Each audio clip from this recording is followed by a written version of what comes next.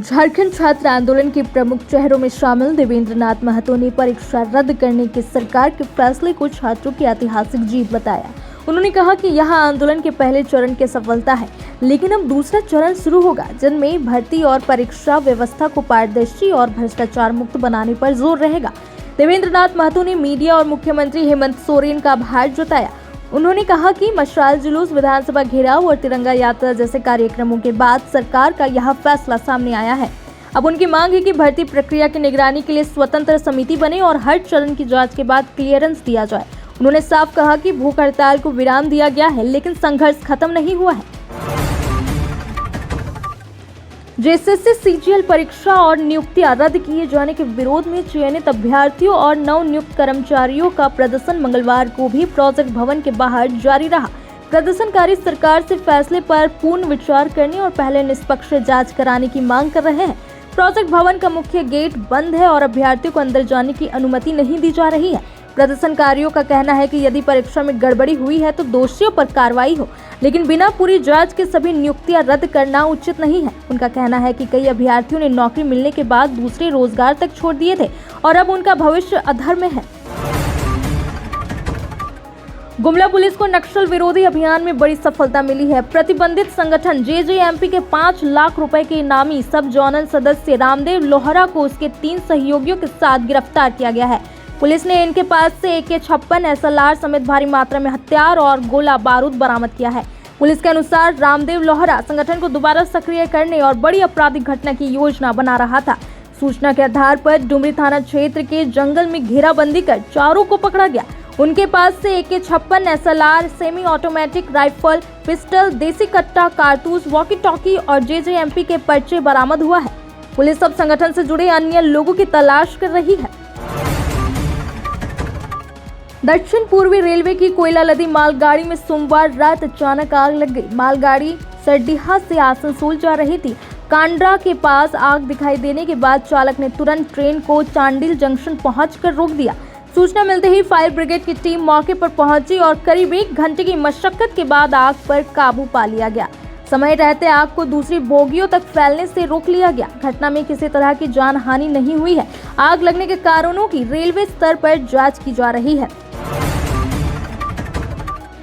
बंगाल की खाड़ी में बने निम्न दबाव और सक्रिय मानसून के कारण झारखंड में बारिश तेज हो गई है। मौसम विभाग ने कई जिलों में भारी से अत्यधिक भारी बारिश, वज्रपात और तेज हवा को लेकर अलर्ट जारी किया है। चतरा, हजारीबाग और रामगढ़ में रेड अलर्ट जारी किया गया है, जबकि गढ़वा, पलामू और लातेहार में ऑरेंज अलर्ट है। रांची, खूंटी, लोहरदगा, गुमला, बोकारो, धनबाद, कोडरमा और गिरिडीह में येलो अलर्ट जारी किया गया है। 19 अगस्त तक कई जिलों में भारी बारिश जारी रहने की संभावना है। लोगों को खराब मौसम में सावधानी बरतने की सलाह दी गई है। ईद मिलाद उन नबी को लेकर झारखंड पुलिस मुख्यालय ने सभी जिलों को सतर्क रहने का निर्देश दिया है। 26 अगस्त को पर्व मनाए जाने की संभावना है, हालांकि चांद के आधार पर तारीख बदल सकती है। जुलूस और कार्यक्रमों को देखते हुए सुरक्षा व्यवस्था मजबूत करने को कहा गया है। पुलिस को जुलूस के रूट, आयोजकों, संवेदनशील स्थानों और विवादित क्षेत्रों की जानकारी जुटाने का निर्देश दिया गया है। सोशल मीडिया पर भी निगरानी रखने को कहा गया है। थाना स्तर पर शांति समिति की बैठक और धर्म गुरुओं से समन्वय के निर्देश दिए गए हैं। धार्मिक स्थलों, बिजली के तारों और मिश्रित आबादी वाले इलाकों में भी विशेष सुरक्षा रखने को कहा गया है। धनबाद के बरवड्डा थाना क्षेत्र में लेवी वसूली के लिए पहुंचे 2 अपराधियों और पुलिस के बीच मुठभेड़ हो गई।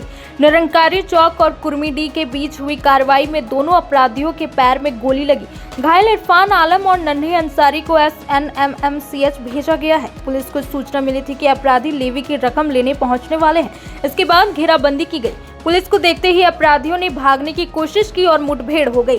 SSP प्रभात कुमार के अनुसार दोनों कथित तौर पर गोपी खान के कहने पर लेवी लेने पहुंचे थे। पुलिस नेटवर्क से जुड़े अन्य लोगों की तलाश कर रही है। जेएसएससी सीजीएल परीक्षा और परिणाम रद्द करने के मुख्यमंत्री हेमंत सोरेन के फैसले के बाद सियासत तेज हो गई है। नेता प्रतिपक्ष बाबूलाल मरांडी ने मुख्यमंत्री के पुराने बयान को सामने रखते हुए उन पर निशाना साधा है। बाबूलाल ने 2024 के मुख्यमंत्री के उस बयान का हवाला दिया जिसमें हेमंत सोरेन ने सीजीएल में गड़बड़ी साबित होने पर दोषियों पर कड़ी कार्रवाई की बात कही थी। बाबूलाल ने सवाल किया कि जब छात्र सीबीआई जांच की मांग कर रहे हैं तो सरकार इससे पीछे क्यों हट रही है। उन्होंने कहा कि विपक्ष किसी को 50 साल की जेल नहीं दिलाना चाहता, बल्कि कानून के अनुसार दोषियों पर कार्रवाई चाहता है। हेमंत कैबिनेट की विशेष बैठक के बाद आंदोलित छात्रों की लगभग सभी मांगे मान लिए जाने पर मंत्री दीपिका पांडेय सिंह, इरफान अंसारी और विधायक जयराम महतो आधी रात के बाद सदर अस्पताल पहुंचे। यहां आईसीयू में भर्ती देवेंद्र नाथ महतो, हबीबा और राहुल क्रांतिकारी को जूस पिलाकर अनशन समाप्त कराया गया। हबीबा करीब 15 दिनों से भूख हड़ताल पर थी। सरकार द्वारा जेपीएससी और जेएसएससी सीजीएल रद्द किए जाने की जानकारी मिलने के बाद उन्होंने इस संघर्ष की जीत बताई। उन्होंने भावुक होकर कहा कि उनकी मां ने उनसे यह लड़ाई जीत कर ही घर लौटने को कहा था। सरकार के फैसले के बाद उन्होंने कहा कि अब वह जीत कर घर लौटेंगी। जेपीएससी जेएसएससी सीजीएल गड़बड़ी परीक्षा मामले में सीआईडी और झारखंड पुलिस की कार्रवाई तेज हो गई है। गिरिडीह पुलिस ने परीक्षा एजेंसी टीडीपीएल के मार्केटिंग मैनेजर रहे अभय तिवारी के भाई अक्षय तिवारी और उनकी पत्नी को पूछताछ के लिए थाना लाया है। पुलिस की विशेष टीम सोमवार मंगलवार की देर रात दोनों के घर पहुंची थी।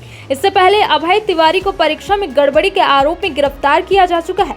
जांच में पीजीटी शिक्षक भर्ती परीक्षा में कथित गड़बड़ी की बात सामने आई है। सोमवार को सीआईडी ने जेएसएससी कार्यालय में भी छापेमारी की थी। वहीं कैबिनेट ने जेएसएससी सीजीएल और टीडीपीएल द्वारा कराई गई परीक्षाओं को रद्द करने का फैसला लिया है। तो ये थी आज की झारखंड की 10 बड़ी खबरें और ऐसी खबरों के लिए देखते रहे सिटीस्कोप 24। बहुत बहुत शुक्रिया। आप देख रहे हैं सिटीस्कोप 24, आपका अपना चैनल।